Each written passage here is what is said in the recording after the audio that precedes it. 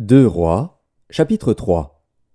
Joram, fils d'Akab, régna sur Israël à Samarie, la 18e année de Josaphat, roi de Juda. Il régna 12 ans. Il fit ce qui est mal aux yeux de l'Éternel, non pas toutefois comme son père et sa mère. Il renversa les statues de Baal que son père avait faites. Mais il se livra au péché de Jéroboam, fils de Nébat, qui avait fait pécher Israël, et il ne s'en détourna point. Mécha, roi de Moab, possédait des troupeaux, et il payait au roi d'Israël un tribut de 100 000 agneaux et de 100 000 béliers avec leur laine. À la mort d'Akab, le roi de Moab se révolta contre le roi d'Israël. Le roi Joram sortit alors de Samarie et passa en revue tout Israël. Il se mit en marche, et il fit dire à Josaphat, roi de Juda, « Le roi de Moab s'est révolté contre moi. Veux-tu venir avec moi attaquer Moab ?»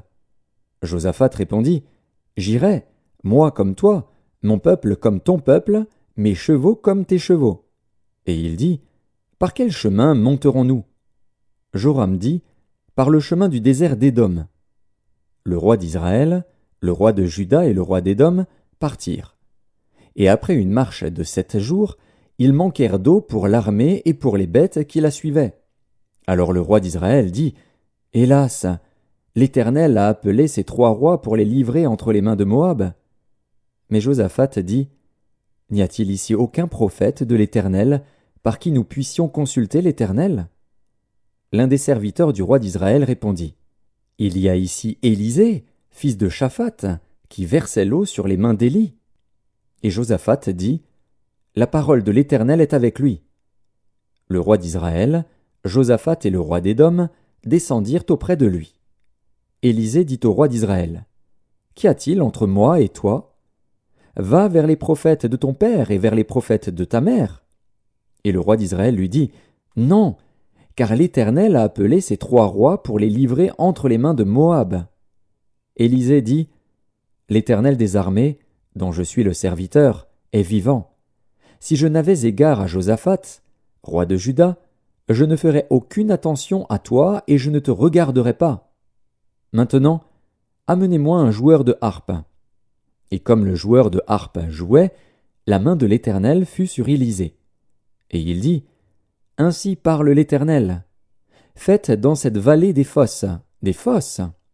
Car ainsi parle l'Éternel, vous n'apercevrez point de vent et vous ne verrez point de pluie, et cette vallée se remplira d'eau, et vous boirez, vous, vos troupeaux et votre bétail.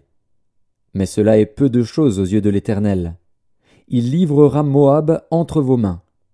Vous frapperez toutes les villes fortes et toutes les villes d'élite, vous abattrez tous les bons arbres, vous boucherez toutes les sources d'eau, et vous ruinerez avec des pierres tous les meilleurs champs. Or le matin, au moment de la présentation de l'offrande, voici, l'eau arriva du chemin d'Édom, et le pays fut rempli d'eau. Cependant, tous les Moabites, ayant appris que les rois montaient pour les attaquer, on convoqua tous ceux en âge de porter les armes et même au-dessus, et ils se tinrent sur la frontière. Ils se levèrent de bon matin, et quand le soleil brilla sur les eaux, les Moabites virent en face d'eux les eaux rouges comme du sang. Ils dirent, « C'est du sang !» Les rois ont tiré l'épée entre eux, ils se sont frappés les uns les autres. Maintenant, Moabites, au pillage ! Et ils marchèrent contre le camp d'Israël. Mais Israël se leva et frappa Moab, qui prit la fuite devant eux. Ils pénétrèrent dans le pays et frappèrent Moab. Ils renversèrent les villes, ils jetèrent chacun des pierres dans tous les meilleurs champs et les en remplirent, ils bouchèrent toutes les sources d'eau et ils abattirent tous les bons arbres. Et les frondeurs enveloppèrent et bâtirent Kir Hareset, dont on ne laissa que les pierres. Le roi de Moab, voyant qu'il avait le dessous dans le combat, prit avec lui 700 hommes tirant l'épée pour se frayer un passage jusqu'au roi d'Édom. Mais ils ne purent pas. Il prit alors son fils premier-né, qui devait régner à sa place, et il l'offrit en holocauste sur la muraille. Et une grande indignation s'empara d'Israël, qui s'éloigna du roi de Moab et retourna dans son pays.